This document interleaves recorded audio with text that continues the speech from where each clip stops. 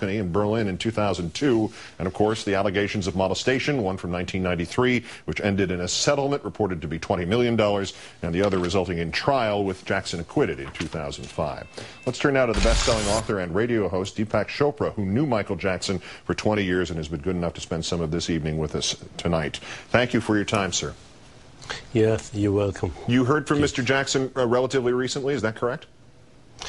Yeah, I spoke to him a few times in the last 3 weeks, and then 2 days before he died, he left a message on my voicemail saying he had good news to share and would I call him back. I picked up the message a day later.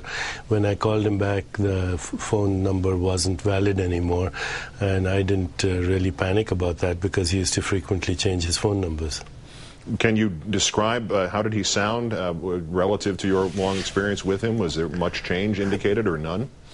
In the last few weeks, he sounded really good. He was very excited about the concert. He was especially excited about a particular song that he was wanting to write. He had created the music.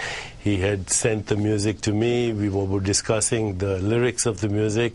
So he was in a good mood. He was in a really good mood. I said, Michael, you're coming back. He said, for sure, this time I'm coming back. What do you make then, especially in the context of his hopefulness at the end, of these reports of possible abuse of prescription drugs and people trying to intervene to stop this, and a live-in doctor, which you probably heard the LA Times reporter say had been brought in by the promoter of this concert? Well, you know, in 2005, Michael came to spend a week with me in San Diego after his trial was over. And he asked me for a prescription for narcotics, for OxyContin actually, and I was quite shocked. And then I started to quiz him a little bit, and it became obvious to me that he was taking these substances and they were being prescribed by various physicians.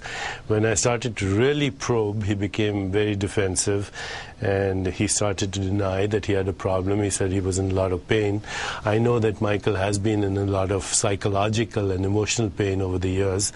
So I said to him there were ways to deal with that pain, and he started to avoid me for a while. And this happened intermittently through the years, that whenever I brought up this problem, he would then stop calling me, and then 2-3 weeks later he'd call me and say he was sorry, but there wasn't a problem. When he had a pain, he would get somebody to prescribe either Demerol or give him something orally like OxyContin.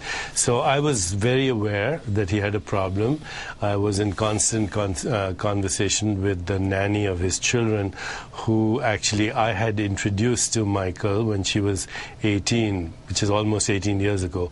And she would call me when she thought he was kind of over the edge or his behavior was erratic, and she felt that it was maybe a result of the drugs. But we were never able to get to the point where we could have a real intervention. I love Michael. He was like a brother to me. I have a lot of anger right now at the enabling doctors that perpetuate this. There's a tradition, there's a culture of this in Hollywood. And, you know, I think it's about time we did a real investigation into this culture of legalized drug pushers. That's what they are. You mentioned the prospect of intervention, or the hope for intervention. Do you think you had, not to try to assign any of the blame for this to you, but did you have a full handle on how bad this situation may have been, that might have ended in the kind of outcome that presented itself evidently yesterday? There are occasions when I felt that, you know, we needed to really have an intervention, and that's when we couldn't find him, or when he would, you know, Michael was very good at finding the right doctors who could give him drugs and avoiding the doctors who did not want to participate in that. Michael was also very good at isolating himself when he wanted to and being unreachable when he wanted to. He would frequently change his numbers. He was a very damaged, abused child as well, and a lot of his behavior can be traced to his childhood.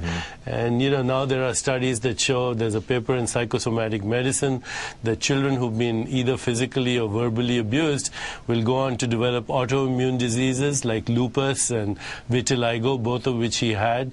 He was quite disfigured, so he would avoid being seen, at least his body, and therefore he would cover himself, and then that would lead to people making all kinds of fun of him and calling him all kinds of things. He would feel the cruelty of that.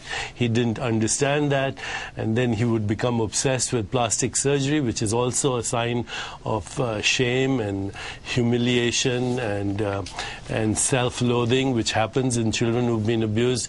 And there was no way people who knew the context of his behavior would have had a much more compassionate understanding of why he did the things that he did. Deepak Chopra, I did 4 hours worth of interviews on the subject of Michael Jackson's life and death last night, and I've done many in the past. I don't think I've ever heard more insight and more tenderly expressed.